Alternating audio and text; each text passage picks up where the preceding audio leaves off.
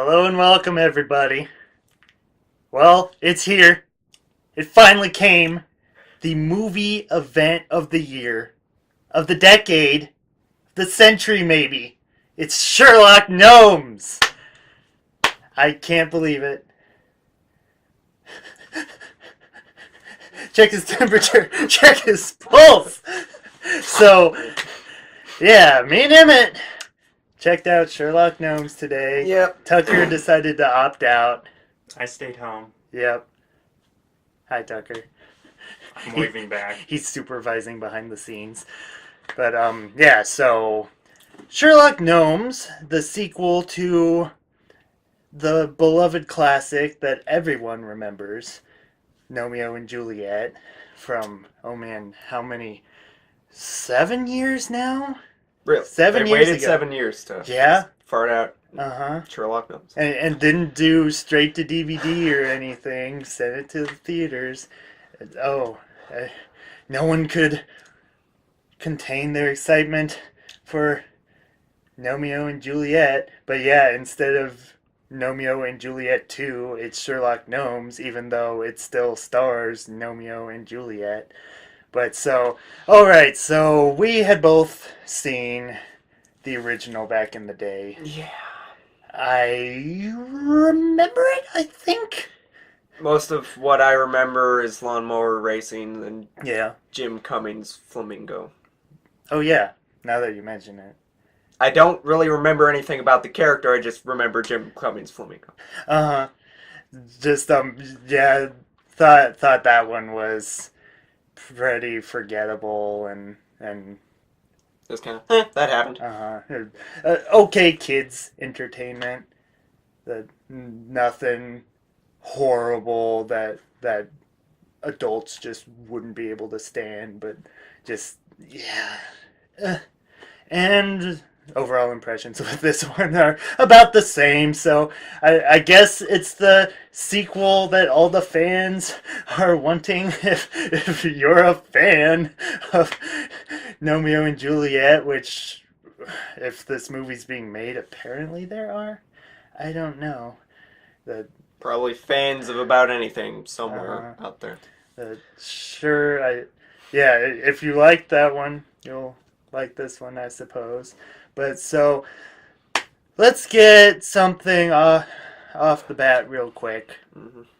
That the trailers leading up to this movie, we just, like, when the trailer first came out and saw it on YouTube, thought it was one of the most irritating things. But then I had gotten lucky that the next few months in the going to theaters, to movies, hadn't really seen it very much. This last month or so, building up to its release, we've had to sit through that trailer so many times. Feels like a couple dozen. Pretty much had it memorized by now. It was at least a dozen times I've seen in the theater now. But, yeah, so had it just, yeah, ingrained in my memory.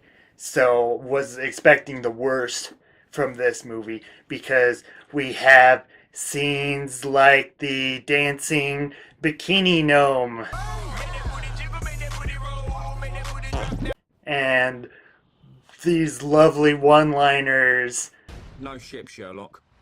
and the stupid gag with the farting gnome. Look, there's a pool! Woohoo! I'm okay. Excuse me. I've made a jacuzzi. Yeah, never seen that joke before. The farting hot tub thing, just And the weird bit with the high pitched whatever doing whatever. What the fertilizer? I'm Sherlock Gnomes, sworn protector of garden gnomes. You mean, except for the one you literally just broke? Broken? Who's broken? What the fertilizer? Just all that stuff in the trailers. Oh man, just couldn't stand. All that stuff is not in the movie.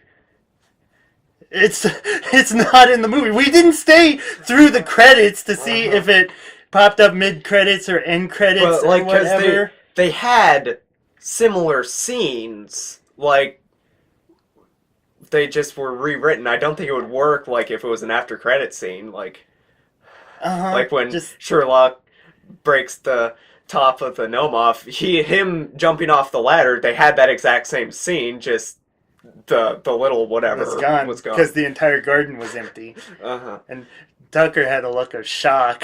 It's so weird. It's a mixed blessing. It's like, thank you for not putting that in the movie, but why did you subject us? Oh, it's making me lose my tongue. It's making me lose my tongue. Why did you subject us to months of torture? These were horrible jokes. It takes effort to animate those. Because usually animated movies are better at keeping things from the trailers actually in the movies, since they do the work to animate it. And there are plenty of examples that I can't think of right now from other animated movies where, like, they rework certain scenes that aren't exactly how they show up in the trailer. But I don't. The major one I can think of is Chicken Little. Way back in the day, it had a lot of stuff that wasn't actually in the movie. In the trailers. So I guess it's not that uncommon. But I mean, these were all the biggest jokes and gags in the trailer. Like the things in the trailers that you were just kind of sitting there counting down till, like, oh, there's the big laugh and there's another one. And so I was expecting to do the same thing with the movie, but then just didn't come. Just they moved on. I was like, I'm still counting, guys. What do you... But yeah, so all that stuff is gone, but then it's replaced by nothing really.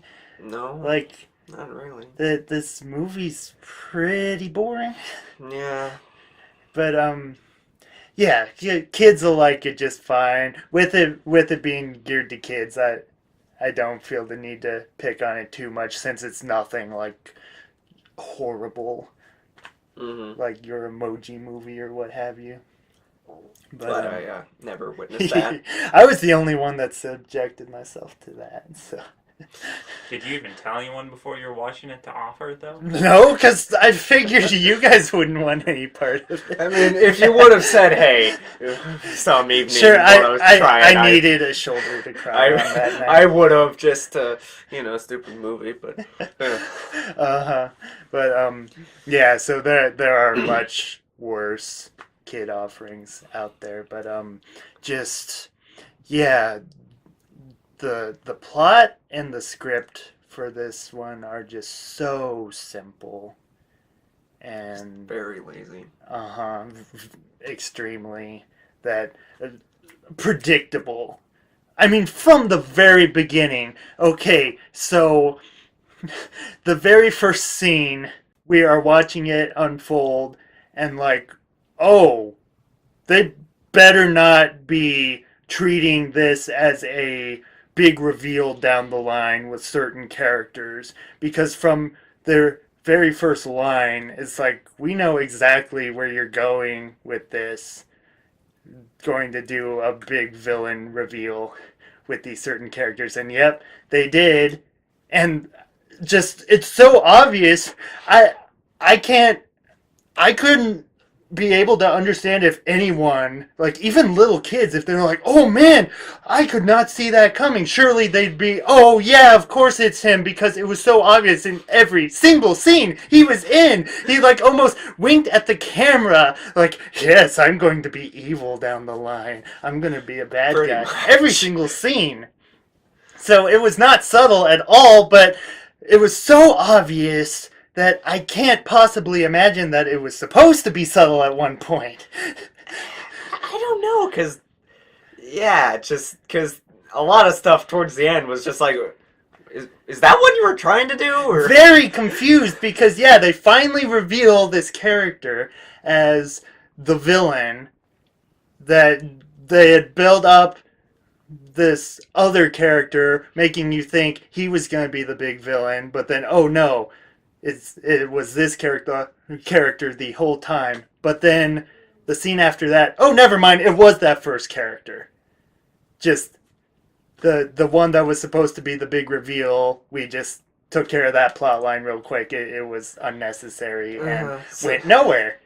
So just, yeah, like, the big reveal wasn't a big reveal because it was predictable, but then the big reveal wasn't a big reveal because it's what they were telling us from the beginning. It's so convoluted. Like, they tried to one-up themselves, but it just kept backfiring.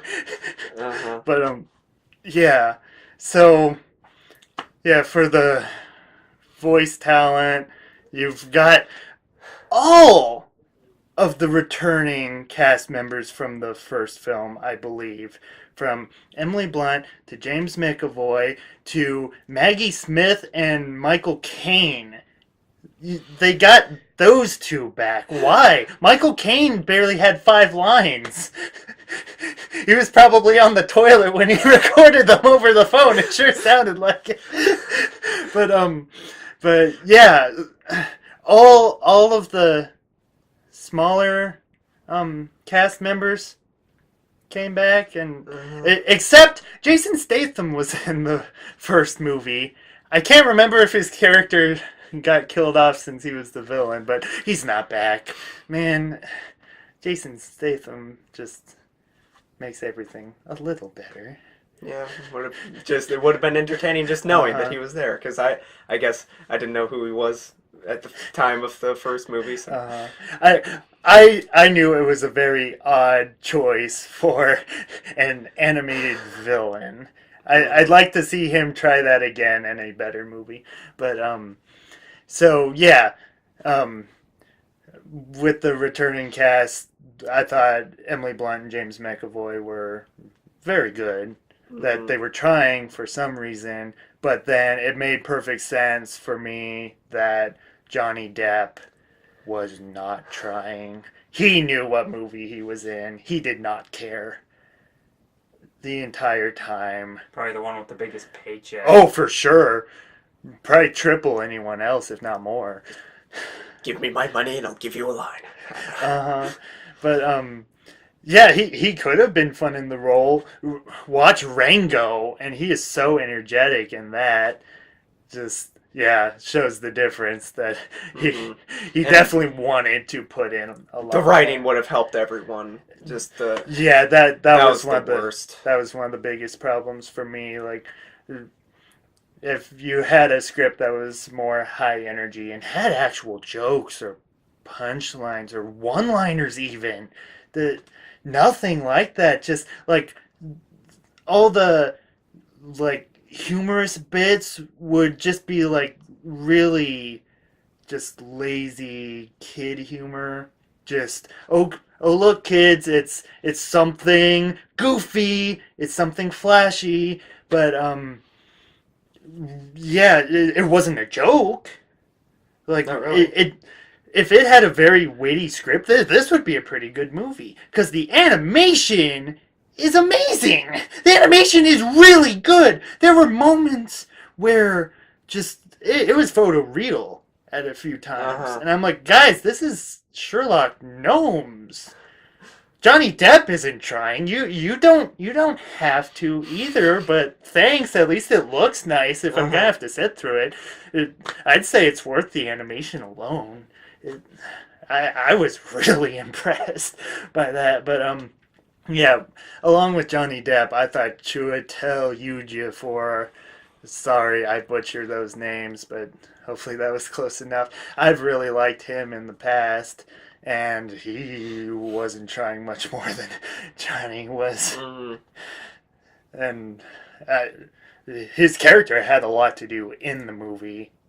It wasn't just because he was in the background. He didn't care. But and again, just because mostly the writing too, just if they would have just had something, it could have given them more. And the writing would have helped the actual villain a lot. Yes. Because when they first introduced this villain who was nowhere to be seen in the trailers, I'm like, I'm not sure about this, because he looks really weird. He acts really weird. But then, like, after the first scene, I'm like, okay, that's weird but unique enough. Mm-hmm. Like, he's supposed to be a crackpot, like a loony.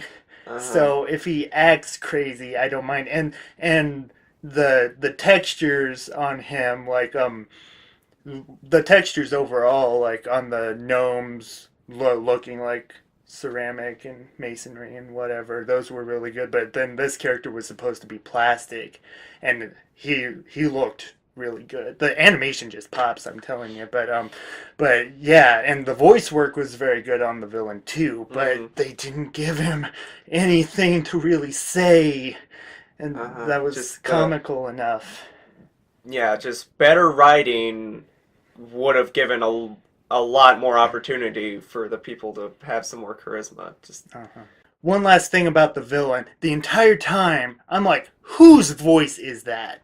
Who is that? Because for a few moments, I thought it was Moss from the IT crowd. Or someone like that. And it was a nobody. He has no picture on IMDb.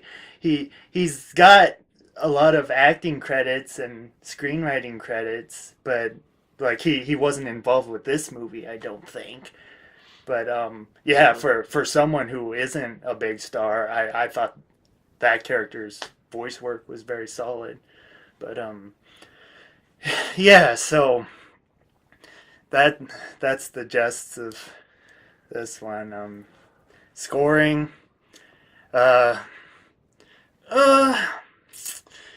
I'm laying somewhere between 4.5 and 5 because there's way worse kids entertainment out there. I usually like try to keep the scores like just using what's the word, rounding, thank you. That I would usually round it just to keep it simple, but I don't know, I'll go 4.75 for this one. There's way worse out there, but I'll probably just say 4. there you go. Yeah. Yeah, so that about wraps it up. Sherlock Gnomes, will you see it? Will you insert bad gnome pun here? I'm not. My brain doesn't even want to bother. There weren't even enough bad gnome puns. No, there weren't. There were. I don't know. Were there even a couple? I don't know. There you go. Thanks. We needed one to send it off. So Rip that banner off. yep. So, yep. See you guys later, gnomes.